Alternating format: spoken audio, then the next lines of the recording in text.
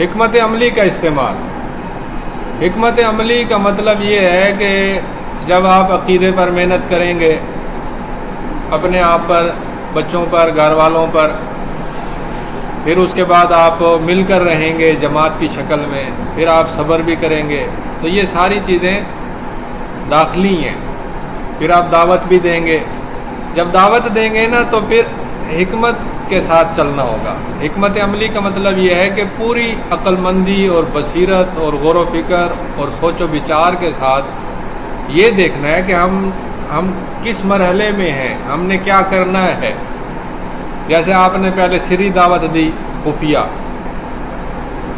جب آپ نے دیکھا کہ خفیہ دعوت کے نتیجے میں 40-50 بندے ہو گئے ہیں تو پھر آپ نے اعلانیہ دی۔ جب آپ نے دیکھا کہ اعلانیہ دعوت کے نتیجے میں ہم ڈھیر سارے بندے بن گئے ہیں تو پھر آپ نے قبیلوں کو دعوت دی۔ جو موسم حج میں باہر سے قبیلے آتے، ان کے سرداروں کو ملتے، ان کو کہتے آپ ہمیں اپنے ساتھ لے جائیں، ہم آپ کے علاقے میں رہیں گے، آپ ہماری مدد کریں، میں اللہ کا نبی ہوں، آپ میرے دست بازو بنے۔ تو آپ نے سفر طائف کیا، پھر آپ نے بیعت کی انصاریوں کے ساتھ، یثرب والوں کے ساتھ۔ تو یہ قدم قدم پر حکمت عملی ہے۔ پھر بدر کے موقع پر جنگی لڑائی کی حکمت عملی اختیار کی بدر کے موقع پر۔ پھر احد کے موقع پر سوچا باہر لڑیں اندر لڑیں۔ پھر خندق کے موقع پر حکمت عملی سوچی تو سوچا کہ خندق کھود لیں۔ پھر صلح حدیبیہ پر حکمت عملی اختیار کی کہ ہم صلح کر لیں۔ صلح کے بعد اتنے لوگ مسلمان ہوئے کہ جتنے پچھلے 10 سالوں میں نہیں ہوئے تھے، اتنے لوگ مسلمان ہوئے صلح کے نتیجے میں، کیونکہ لوگوں کو میل جول کا، غور و فکر کا، دعوت تبلیغ کا موقع زیادہ ملا، تو حجاب اور پردے ہٹ گئے لوگوں کی نظروں سے۔ پھر غزوہ تبوک کی حکمت عملی۔ تو یہ قدم قدم پر ہوشیاری، عقل مندی، منصوبہ بندی یہ ضروری ہے نصرت اور تمکین کے لیے۔ اس کے بعد امر بالمعروف ہے۔ امر بالمعروف 2 طرح سے ہوتا ہے۔ ایک اس وقت ہوتا ہے جب معاشرہ پہلے سے نیک ہو، اس وقت بھی لازم ہے امر بالمعروف۔ اور دوسرا طریقہ وہ ہوتا ہے کہ جب معاشرہ کمزور ہو، خرابیاں، بے حیائیاں، حرام روزیاں، شرارتیں، شر اور فساد، فتنے بہت زیادہ ہوں، تو پھر امر بالمعروف زیادہ لازم آ جاتا ہے۔ تواصی بالحق آپس میں ہوتا ہے، لیکن امر بالمعروف آپس میں بھی ہوتا ہے اور دوسرے لوگوں کو بھی ہوتا ہے، غیر مومن لوگوں کو بھی ہوتا ہے۔ تو جماعت کی شکل میں مسلم امت کو چاہیے کہ وہ امر بالمعروف کرے، معاشرہ نیکی پر قائم ہو یا نہ ہو، دونوں صورتوں میں امر بالمعروف کرے۔ اس کے بعد ہے ہجرت۔ ہجرت تمکین کے وسائل میں ایک اہم وسیلہ ہے۔ بعض اوقات یہ فرض ہو جاتی ہے جب ایمان بچانا مشکل ہو، تو یہ فرض ہو جاتی ہے۔ بعض اوقات یہ مندوب ہوتی ہے جب ایمان بچانا مشکل تو نہ ہو، لیکن بہتر یہ ہو کہ وہ ہجرت کر جائے، اچھے لوگوں میں چلا جائے۔ ابراہیم علیہ السلام نے ہجرت کی، اصحاب کہف نے ہجرت کی، بنی اسرائیل نے ہجرت کی، نبی صلی اللہ علیہ وسلم نے ہجرت کی۔ ہجرت کے 2 مقصد ہیں، ایک مقصد ہے ایمان بچانا، دوسرا مقصد ہے کہ امت کے سیاسی غلبے کے لیے جگہ منتخب کر کے وہاں پر ہجرت کرنا، جیسے مدینے کی ہجرت ہے۔ حبشہ کی ہجرت ہجرت ایمانی ہے، مدینے کی ہجرت ہجرت سیاسی ہے۔ ہجرت سیاسی کا مطلب یہ ہوتا ہے کہ سب مل کر یہ سوچ لیں کہ ہم نے وہاں پر پہنچنا ہے اور سب نے وہاں اکٹھا ہونا ہے اور وہاں اکٹھے ہو کر ہم نے قوت حاصل کرنی ہے، یہ ہجرت ہے۔ تو ہجرت ضروری ہے یہ نہیں ہے، اس کا فیصلہ حالات پر منحصر ہے۔ یہ نہیں کہ یہ مرحلہ لازمی آتا ہے، یہ ضروری نہیں ہے۔ ہجرت کا مرحلہ آ بھی سکتا ہے، نہیں بھی آ سکتا۔ آ جائے تو انبیاء کی سنت ہے، اور نہ آئے تو کوئی حرج نہیں، ہجرت کے بغیر بھی بہت سارے مسائل حل ہو جاتے ہیں۔ جیسے نبی صلی اللہ علیہ وسلم نے بذات خود ہجرت حبشہ نہیں کی، ہجرت مدینہ تو کی ہے، ہجرت حبشہ نہیں کی۔ اسی طرح جہاد ہے. اگر کسی کو جماعت کو جہاد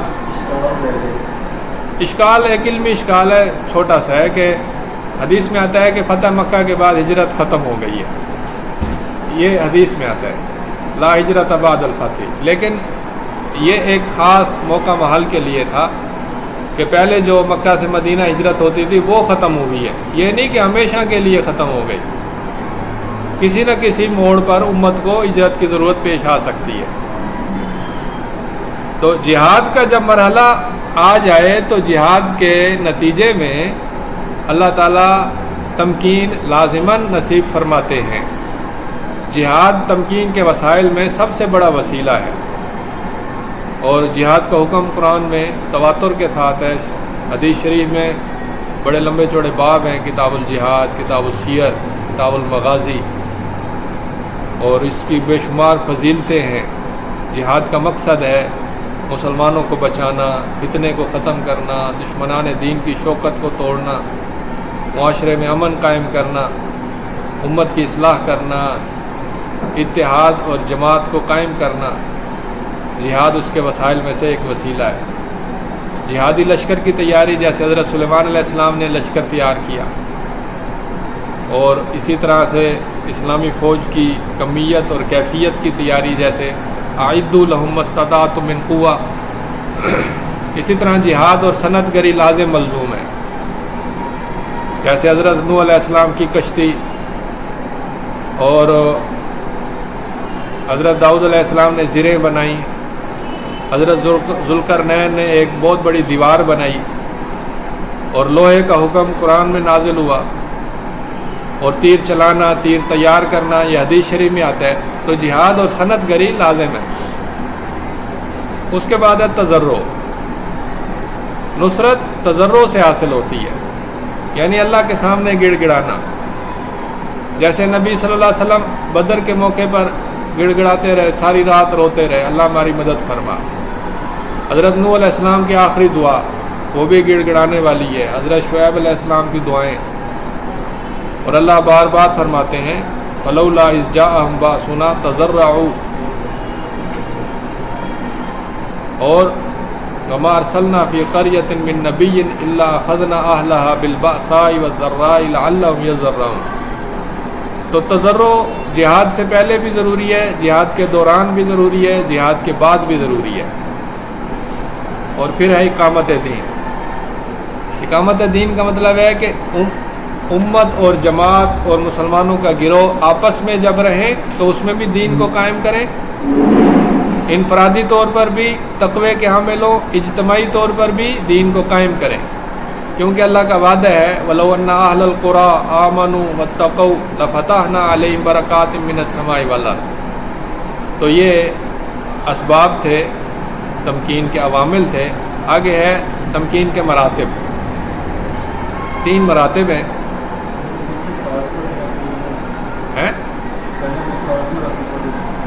ہاں، یہ جو 13 ہے نا، یہ 13واں عنوان ہے. 14 یہ مراتب، یعنی یہ عناوین کی سرخی کا نمبر ہے، سرخی نمبر ہے. تمکین کے مراتب 3 ہیں، اور یہ مراتب آپ نے پڑھے ہوئے ہیں. جب جماعت ضعیف ہو، جیسے موسیٰ علیہ السلام کے دور میں بنی اسرائیل ضعیف تھے، اور جب جماعت داخلی طور پر مضبوط ہو، جیسے انبیاء کرام پرانے دور میں جو تھے نبی، حضرت ہود علیہ السلام، حضرت صالح علیہ السلام، حضرت نوح علیہ السلام، حضرت شعیب علیہ السلام، حضرت لوط علیہ السلام، یہ انبیاء جو تھے نا، یہ کچھ نہ کچھ مضبوط تھے کہ انہوں نے دعوت تبلیغ بھی کی، اپنے آپ کو محفوظ بھی رکھا. تیسری صورت یہ ہے کہ جماعت مضبوط ہو جائے اور وہ جہاد کے قابل بن جائے، جیسے نبی اکرم صلی اللہ علیہ وسلم کی جماعت تھی، انہوں نے جہاد شروع کیا. تو یہ 3 مراتب ہیں. اس کے بعد ہے تمکین کے مراحل. 4 مرحلے ہیں. سب سے پہلے ایمان کی دعوت، پھر ہے مسلمان افراد کی تیاری، جیسے مکی دور میں صحابہ کرام تیار ہوئے. پھر طائفہ منصورہ کی تیاری، یعنی انہیں ہجرت کے بعد کوئی جگہ مل جائے اور پھر وہ جہاد کے قابل ہو جائیں.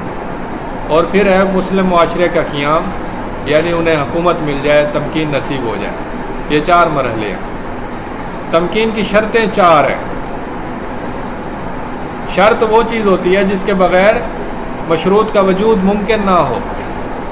تو ایمان، عبودیت، شرک کے خلاف محنت، تقوی، یہ تمکین کی شرطیں ہیں۔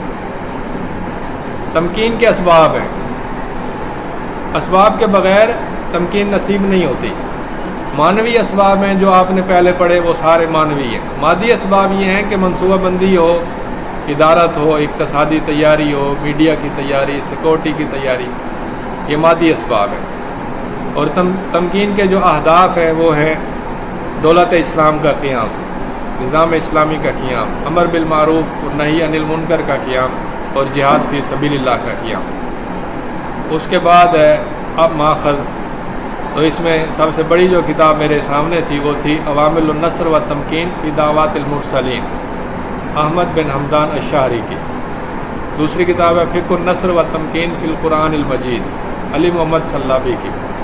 یہ 2 کتابیں ہیں کہ اللہ کی نصرت اور اللہ کی طرف سے تمکین نصیب کب ہوتی ہے، اس کے عوامل کیا ہیں، اس کے شرائط کیا ہیں، اس کے آداب کیا ہیں، اس کے اہداف کیا ہیں، اور اس کے اسباب کیا ہیں۔ چلو یہیں پر اختتام کرتے ہیں۔